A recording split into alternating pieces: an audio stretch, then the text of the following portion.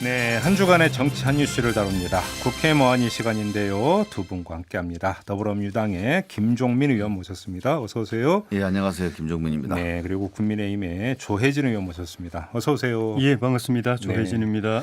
자, 오늘 좀 뜨거울 것 같은데 이거는 제가 딱 두 분께 한 번씩만 발언 기회를 드리겠습니다. 공수처장 후보 추천 결과가 나왔습니다. 뭐 또 이제 그 설왕설래가 계속되고 있던데 상대 쪽에서 추천한 후보에 대한 평을 딱 한 번씩만 발언 기회를 드리겠습니다. 어떻게 평가하는지 어느 분부터 말씀을 시작해 주시겠습니까? 조혜진 의원님. 평가를 하기가 좀 그래요. 왜냐하면 좀 모르던 분들이라 가지고 네. 그 모두 11분이 추천이 됐는데 제가 평소에 이름 들어본 분은 저희 당에서 추천한 4분 중에 3분 그리고 변협에서 추천한 3분 중에 1분 그 4분만 알고 나머지 7분은 전혀 모르는 이름을 못 들어본 분이고 네. 그래서 이제 그 포털에 들어가 가지고 이력을 쭉 살펴봤는데 대체로 뭐 그렇게 비중 있는 그 직책을 맡았던 분들은 아니었던 것 같고 그래서 이제 지명도가 좀 떨어지는 것 아닌가 싶고 초대 공수처장이라는 이 위상에 비하면은 조금 함량미달. 경량급이다. 함량미달은 아니고 경량급이다라는 경량급. 그런 느낌이 좀 들고 네. 그래서 제가 듣기에는 그 추천위원회 안에서도 이제 검증을 해야 되는데 워낙 모르는 분들이니까 이분들도 다 법조인들인데 웬만한 분들은 서로가 다 알 텐데 네. 모르는 분들이고 누구한테 뭘 물어봐야 될지도 사실 이게 라인을 이 잡기가 어려울 정도다 하니까 그 정도로 이제 고심이 되는 분들이라고 하니까 저 같은 사람이 평가하기 더 어렵죠. 알겠습니다. 예. 조혜진 의원은 경량급이라고 평가를 하시는데 김종민 의원은 어떻게 평가해 주시겠습니까? 저는 이 공수처를 왜 만들었는지, 왜 만들려고 하는지, 이 그 공수처를 만들고자 했던 국민들의 뜻을 새겨야 될 필요가 있겠다 이런 생각이 드는 게요. 네. 뭐 일일이 한 분 한 분의 자격과 가부에 대한 의견을 제가 말씀드리기는 뭐한데 전체적으로 공수처는 그 두 가지입니다. 하나는 정치적 사건에 있어서 공정하고 중립적으로 수사할 수 있는 기구가 필요하다. 기존의 검찰이 그걸 못 해왔어요. 편향돼 있었고 뭐 권력의 지시를 받다거나 아니면 살아있는 권력이라는 이름으로 또 권력에 편향이 된 그런 수사를 하는 거 이게 이제 하나 문제고 또 하나는 누가 뭐라고 해도 검찰이라고 하는 무소불위의 권력이 그동안에 권력을 남용해 온 거 아니냐. 특히 제19 감사기 검찰 관련된 사건은 거의 수사가 제대로 안 돼 왔단 말이에요. 네. 그 정치적 편향 수사, 제19 감싸기 수사 이 문제를 해결하기 위해서 공수처는 사실은 출발한 겁니다. 네. 그래서 저는 일단 정치적으로 편향돼 있는 분은 좀 부적절하다. 그런 가능성이 있는 분. 두 번째로는 검찰 내부의 제19 감싸기에서 좀 자유로운 분이 공수처장이 돼야 된다. 네. 그런 점에서 보면 검찰 출신 후보들이 다 문제라고 볼 수는 없으나 기본적으로 그동안의 발언이라든가 네. 그다음에 문제를 대하는 자세에서 이 그동안의 검찰 개혁에 대한 국민들의 어떤 뜻 또는 그 요구 이런 것들을 수행하기 좀 부적절한 분들도 꽤 계시더라고요. 알겠습니다. 그런 점들은 좀 우리가 판단을 잘 해봐야 되겠다는 아무튼 이제 생각입니다. 지금 그 후보에 오른 분들에 대해서 한 분 한 분 여기서 지금 뭐 그 검증은 거의 물리적으로 불가능할 것 같아서 딱 한 번씩만 이제 그 발언 기회를 드렸던 거고 사실 큰 틀에서 지금 접근을 할 수밖에 없는데요. 내일 그러니까 공수처장 후보 추천위원회가 이제 내일 회의를 통해서 이제 걸러내는 작업들을 한다는 거 아니겠습니까? 근데 사실 내일 뭔가 좀 결과가 나올 거라고 기대하는 사람은 거의 없는 것 같아요. 김종민 의원님은 어떻게 전망하십니까? 저도 그렇게 생각을 했는데요. 예. 제가 우리 당의 이 공수처장과 관련된 논의는 우리 법사위원장 특히 간사 백혜련 의원이 이제 취합을 해서 우리 당의 의견들도 좀 정리를 하고 있는데 제가 백혜련 간사한테 뭐 이번 주에 결정 나기는 좀 어렵지 않겠어요? 그렇게 물어봤더니 우리 간사는 그렇게 생각 안 하더라고요. 그럼 내일 뭐 줄여질 수가 있다고 보는 겁니까? 예, 지금 내일 회의 시간을 꽤 오래 잡아놨대요. 그래서 이 정도면 내일 결정을 할 수도 있겠다 이렇게 얘기를 해서 잠깐만요. 좀 기다리고 있습니다. 저는. 그러면 백혜련 간사의 그냥 일방적인 희망이 아니라 그러면 그 국민의힘의 어떤 그 좀 내부 기류라든지 뭐 좀 그 타진 이런 게 있으니까 그런 얘기를 했다고 봐야 되는 게 상식 아니겠습니까? 예. 그런 얘기까지 혹시 했습니까? 백혜련 간사께서? 아니 그런 근거를 제가 들은 건 아닌데 예. 이제 나름대로 간사면은 서로 대화를 하게 돼 있거든요. 그렇죠. 그 위원들하고도 추천 위원들하고도 대화를 하게 돼 있고 저쪽 당 간사하고도 대화를 하게 돼 있는데 그런 대화를 해본 거에 대한 나름대로의 판단 같아요. 쉽게 말하면 이제 감 예. 얘기를 한번 해봤더니 그러니까 이게 이제 추가 추천이 이루어지거나 뭐가 이렇게 질질 끌릴 거다는 예상이 하나가 있고 그렇죠. 또 하나는 의외로 일찍 결정을 냈거든요. 왜냐하면 다른 방법이 없다. 지금 11명의 이 후보 중에서 뭔가 결론이 날 것 같다. 그래요? 후자 쪽이 더 강하더라고요. 그래요? 혹시 그 조혜진 의원님 당 안에서 그런 기록 혹시 좀 읽으신 바가 있습니까? 저는 뭐 그쪽에 서 타진을 못 해봤기 때문에 예. 그런 상세한 상황은 모르고 객관적으로 볼 때 민주당 쪽에서 우리 당이 추천한 후보들에 대해서 완전 비토를 하지 않는다면은 한 명 정도는 거부권 행사하지 않고 받아주고 또 다른 한 명 정도는 또 여야가 또 합의되는 분을 예. 추천하고 해서 2명 한다면 그렇게 빨리 될 수도 있죠.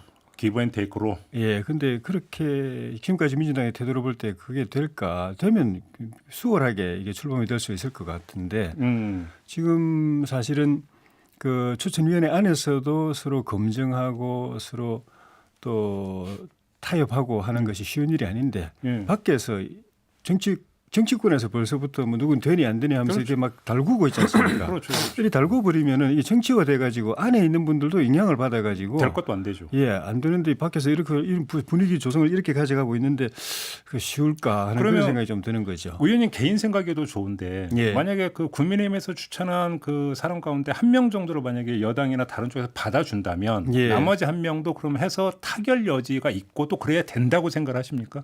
합의된다면 빨리 하는 게 좋죠. 오히려 그러면 된다면.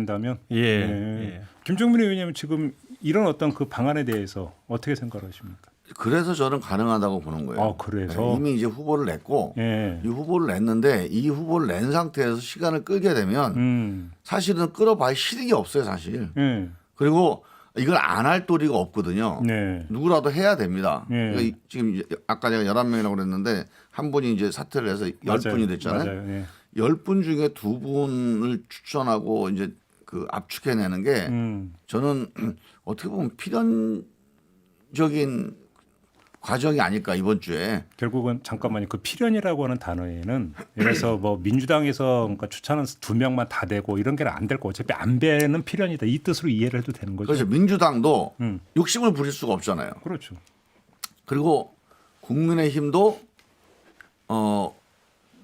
이제 여기서 어떤 다른 생각을 하기가 어려워요. 네. 그러니까 시간을 끌어가지고 뭐 공수처를 저지하겠다 이렇게 하기가 어렵습니다. 네. 그러니까 이왕 할 거면 국민들한테 욕 먹고 하느니 일단 추천이 됐으니까 예. 결론을 짓자. 그래서 사람이 결국 중요하죠. 사람이. 아, 그렇죠. 근데 여기 지금 온 분들 중에 모르겠습니다. 제가 그냥 보면 어떤 한 분, 야, 이 사람은 아니다.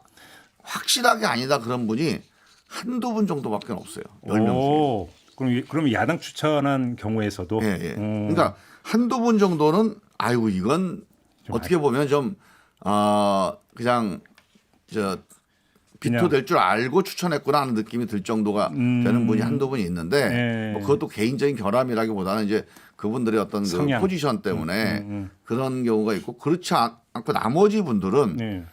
사실은 누가 추천했는지만 빼면 뭐 공수처장으로 정치적 중립 또 검찰에 대해서 좀 이렇게 제 식구 감싸기 위해서 좀 약간 냉정하게 볼 수 있는 이 두 가지 요건들이 가능하겠다. 예. 뭐 개인적인 역량에 대한 건 제가 아직 잘 모르겠습니다만 네.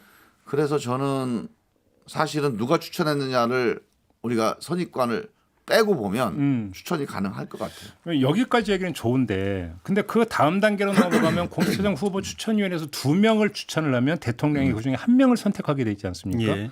그래서 야당이 추천한 인물 1명이 들어간다 하더라도 예. 최종 단계에서 결국은 대통령에서 걸러지면 결국적으로는 뭐냐라는 이야기가 야당 입장에서 나올 수 있잖아요. 이건 어떻게 생각하세요? 그래서 제가 좀 전에 말씀드린 대로 나머지 1명도 네. 여야가 합의되는 그 여당도 그 추천하고 우리 당도 동의가 되는 야당도 동의하는 인물로 추천해서 하면은 그 중에 누구를 선택하든 처장으로 취임하고 네. 공수처가 출범하는 데는 예. 문제가 없을 수가 있다는 생각이 들고요. 예. 저희 당 이제 후보들 말씀이 나왔지만 저희 당에서 추천한 네 분 중에 한 분은 사퇴하실 것 같습니다. 나머지 세 분인데 그 세 분 중에 두 분이 문재인 정부 때도 초대 검찰총장 후보에 올랐던 사람들입니다. 네. 그리고 나머지 한 분도 거의 검찰총장급인 분이고 공수처가 사실은 이게 헌법에 근거가 없는 네. 기관임에도 불구하고 헌법에 근거가 있는 검찰보다도 상위 기관처럼 법에 되어 있어서 사실 문제가 좀 있고 실질적으로는 검찰 수사를 지휘하는 모양새를 갖춘 그런 기관이 되어 있어 가지고 예. 그러면서도 또 이제 그 검사의 공수처 검사의 자격, 수사관의 자격은 지금 이제 현행법이나 또 그 민주당에서 추진하고 있는 개정 내용은 오히려 현재 검찰의 검사나 수사관보다도 격이 떨어지는 그런 분들도 함량 미달인 분들도 될 수 있게 만들어 놓은 이런 문제를 안고 가는 거기 때문에 네. 이거를 제대로 이런 그 결함들을 제대로 커버하고 치유해 가면서 공수처 본래 기능을 살릴 수 있는 역량과 비전, 리더십을 가진 사람이 되는 게 굉장히 중요하고 네. 그런 측면에서 저희 당에서 추천한 분들은 다 이게 적임이라고 보는 거죠. 알겠습니다. 요건 별도 문제로 김종민에게 한번 견해를 여쭤보고 싶은데 그 국민의힘에서 추천했던 그 후보 가운데 한 분이 인사청문회 이야기를 했어요. 하면 안 된다는 취지로 이야기를 했는데 근데 가만히 그걸 곰곰이 듣다 보니까 어떤 생각이 드냐면 지금 뭐 여야에다가 법무부 장관 국민의힘에서 추천한 분이요? 네, 법원행정처 법원 행정 네, 아주 후보가 죄송합니다. 예, 법원 예, 행정처장이 이제 추천한 분인데 예. 근데 이렇게 다 둘러 모여서 합의하에 추천을 했는데 또 인사청문 절차를 거치는 거에 대해서 어떻게 봐야 되는가라는 얘기가 나올 수도 있을 것 같은데 그 점은 어떻게 보세요? 그건 뭐 지금 이제 법에 정해져 있으니까요. 그냥 법에는 그렇게 네, 돼 그 있죠. 논란은 뭐 큰 의미는 없는 어차피 거고. 근데 김 빠진 청문회가 될 가능성이 충분히 있는 거 아닙니까? 아니죠. 그건 아니고요. 인사청문회를 우리가 거치는 이유는 최종적으로 국민의 동의를 구하는 절차이거든요. 그러니까 대개 이 과정을 통해서 아무리 여야가 합의됐더라도 국민들이 보기에 아 저거는 왜 저런 사람을 합의했지? 이런 사유가 발생하면 다시 재검토될 필요가 있는 거다. 그런 전제가 이 법의 취지입니다. 사실. 국민적 검증이라는 절차를 이해를 하면 된다. 아, 근데 이제 문제는 네. 여기에 내용이 주로 이제 사적인 그 결함들을 그 파내고 또는 뭐 그거를 쟁점화시키고 이런 정치 공세 위주로 인사청문회가 이루어지니까 사실 그런 국민 검증이 국민들이 궁금해는 해요 그거를. 하지만 국민들이 진짜 원하는 거는 그런 개인적으로 무슨 뭐 집안 관계가 어떻고 이런 문제가 아니라 네. 이 사람이 이 공무를 수행할 자격이 있느냐거든요. 네. 그런 점에서 인사청문회 운영을 좀 바꿀 필요는 있죠. 알겠습니다. 그 점만 확인하고 저는 오늘 상당히 뜨거울 줄 알았더니 내일 오히려 의외로 타결이 될 수도 있다는 얘기를 들으니까 반갑기는 하네요. 좀 타결이 됐으면 정말 좋겠습니다.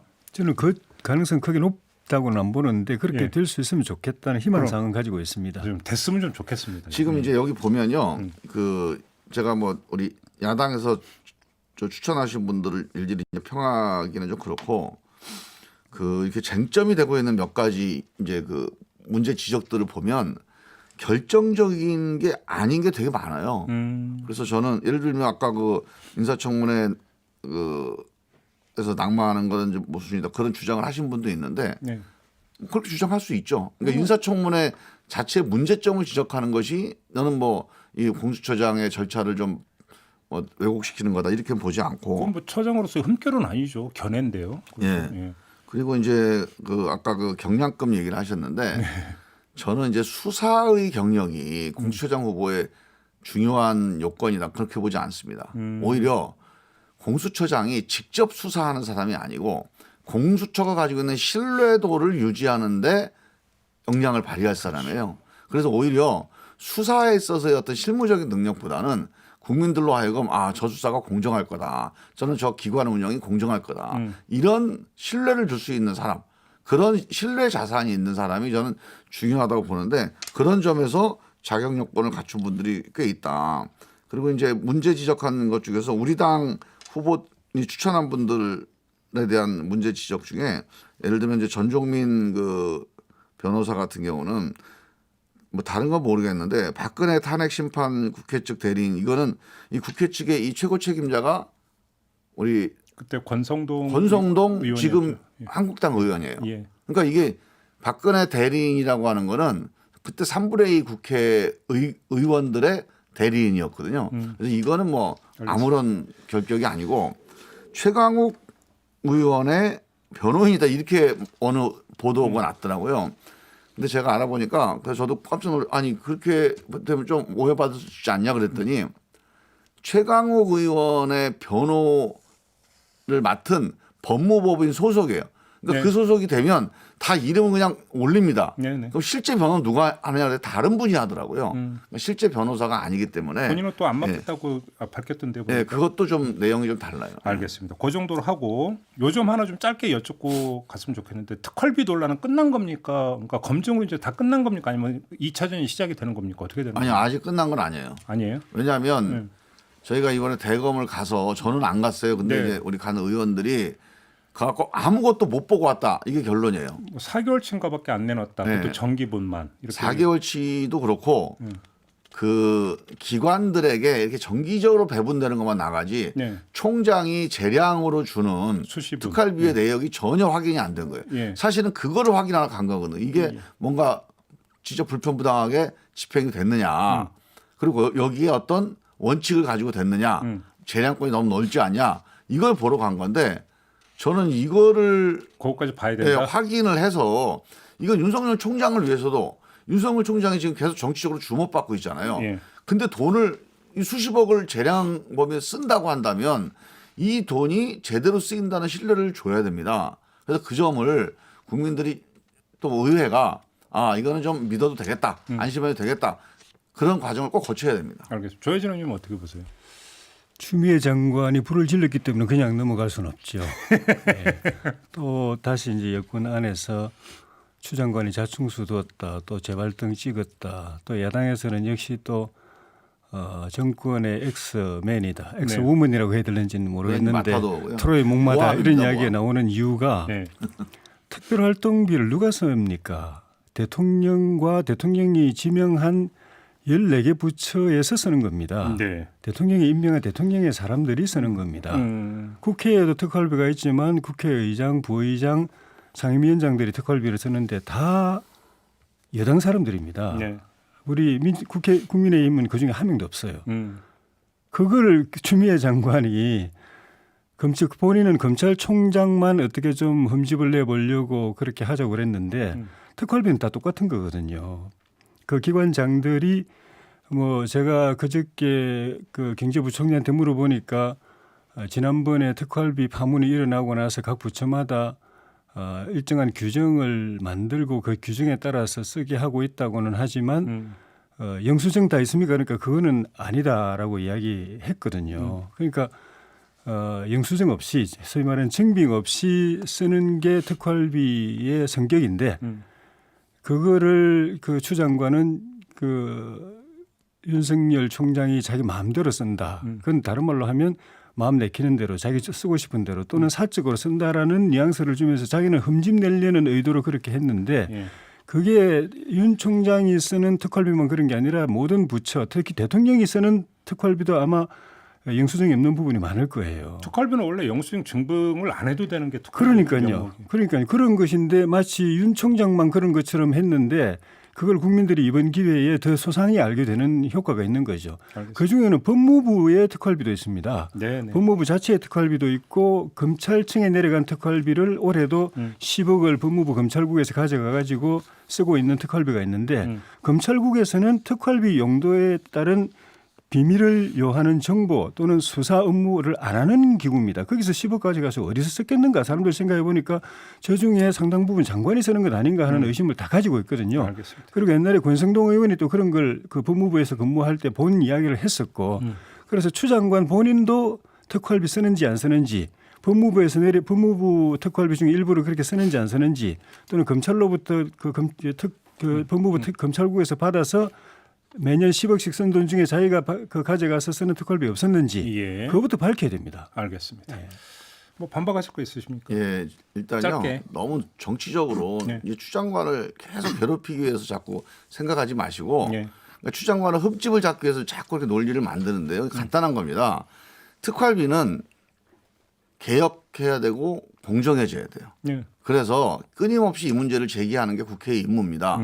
그리고 그중에서 특히 너무 일 개인에게 특활비의 재량이 많이 주어져 있는 거는 어떻게든지 문제가 될 수가 있어요. 이번 기회가 고쳐야 됩니다. 자, 이렇게 마무리하고요. 특별히 공지해드릴 게 하나가 있는데요. 저희가 다음 주부터 개편에 들어갑니다. 이 개편에 따라서 그동안 우리 애청자 여러분과 함께했던 국회 모안이 시간은 오늘이 마지막이라는 점을 좀 우리 애청자 여러분에게 좀 전달을 해드려야 될 것 같고요. 지금까지 국회 모안이를 알차게 꾸며주셨던 우리 국민의힘의 조혜진 의원, 그다음에 더불어민주당의 김종민 의원께도 감사하다는 말씀을 특별히 전하겠습니다. 그동안 고맙습니다. 수고하셨고 감사했습니다. 네. 그리고 감사합니다. 앞으로 그렇다고 인연이 끊어지는 건 아니고요. 앞으로는 개별 사안에 대해서 개별 인터뷰를 부탁을 드릴 테니까 잘 나와줄 거라고 믿겠습니다. 두 분 고맙습니다. 예, 네, 고맙습니다. 감사합니다. 네, 이렇게 마무리하겠습니다. 예.